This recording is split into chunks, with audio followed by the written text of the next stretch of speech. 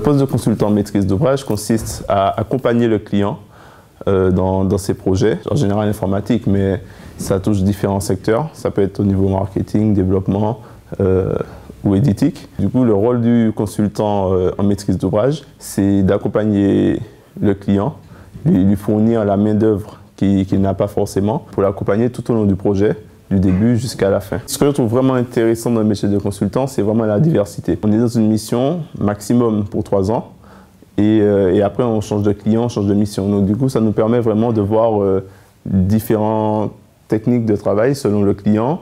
On peut passer d'une mission plutôt, on va dire, bancaire à une mission plus industrie. On peut voir vraiment différents secteurs, différents niveaux, différents clients, différentes méthodes de travail. Et du coup, ça nous permet vraiment de monter rapidement en compétences, d'évoluer, de continuer à apprendre et vraiment d'avancer très rapidement dans nos projets.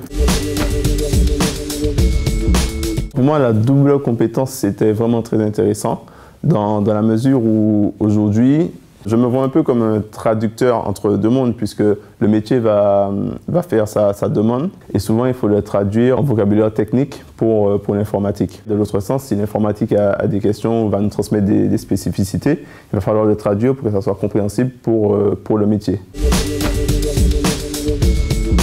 Le conseil que je donnerais à un jeune diplômé d'Ionis STM, c'est de ne pas se laisser impressionner par les anciens ou par ceux qui sont déjà sur le terrain. Il faut vraiment aller de l'avant, montrer ce dont on est capable et ne pas avoir peur de dire ce qu'on aime et aussi ce qu'on n'aime pas. On peut se retrouver dans un poste où on n'est pas forcément à l'aise, simplement parce qu'on a dit oui au premier venu et ce n'est pas tout à fait ce qu'on voulait.